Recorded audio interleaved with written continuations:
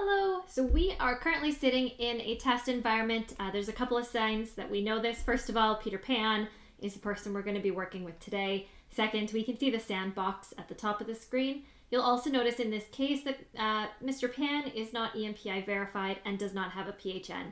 That's not going to impact us for the purpose of the workflow today, but I did want to highlight those pieces just so that you're aware. The purpose of this video is to go through the call center agent workflow of booking a minor ailments and contraception appointment.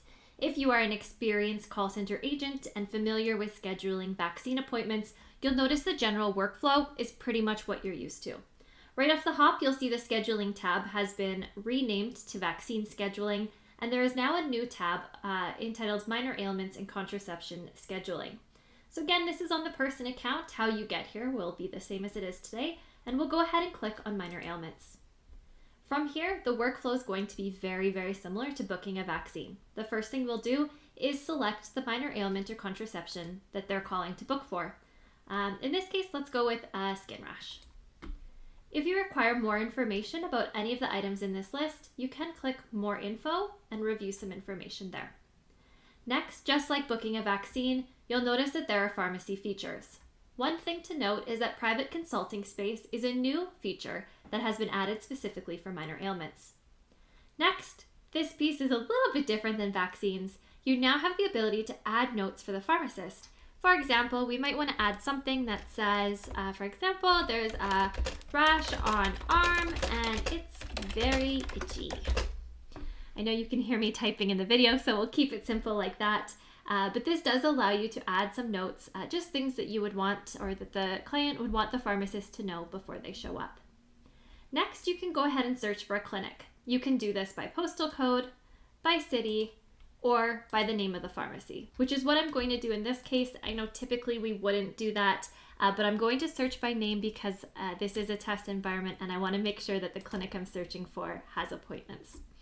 So we've got Abbey Pharmacy here. And I can see that they have appointments coming up later this week. Let's go for the 15th. And, we'll chat with the person. And, hey, they want to go in at 4:10 in the morning. I don't know who would want to do that, but I guess Peter Pan does. That works for them. So we will book them an appointment at 4:10 a.m. We can see the summary at the bottom here. Confirm this all looks good. And go ahead and click Next. From here, we'll need to confirm the booking information. Again, very similar to how we would do vaccines. In a real scenario, you would make sure that the personal health number is populating correctly here and confirm that the location, address, date, and time all make sense. Confirm the contact information, again, as you would with a pharmacy. And then here, we're going to verify that the contact information is accurate and up to date and consent to notifications being sent. Once this is done, we can go ahead and click Confirm Booking. From here, we'll get a summary that the booking is confirmed and some more information. At this point, Peter Pan will receive a notification indicating that their appointment for minor ailments has been booked and with this information.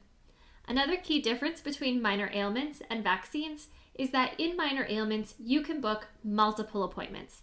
So let's say that Peter Pan has another ailment that he wants to book a separate appointment for. We can simply click Book Another Appointment, and it will bring us back to the beginning of the workflow where we can now select a different minor ailment or contraception and do the process again. There are no limitations on how many appointments you can book at this time, so you could go ahead and book another appointment as required. The workflow will stay the same. You'll notice that it is, you can't see anything else until you pick what you're looking for. Let's go with a fungal infection this time. And now you'll see everything else pops up and business as usual. And that is how to book an appointment from the call center console.